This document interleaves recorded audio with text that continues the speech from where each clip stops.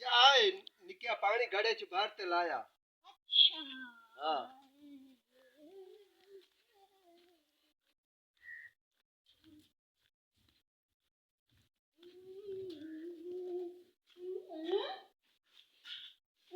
गले तो कोई छोर बैठो है नहीं बनना की करेगी बाबा जी।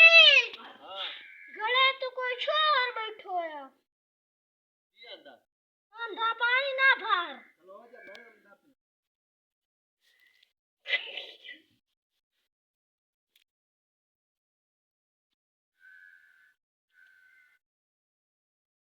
घड़े चूर बैठा पानी नहीं भरन देता। देख लेना मैं ये तो कोई बाबा है बग्गी दाढ़ी वाला और हैं हां ये ओ बग्गी तेरी दाढ़ी है ते पानी चूर नु भरन देंदा।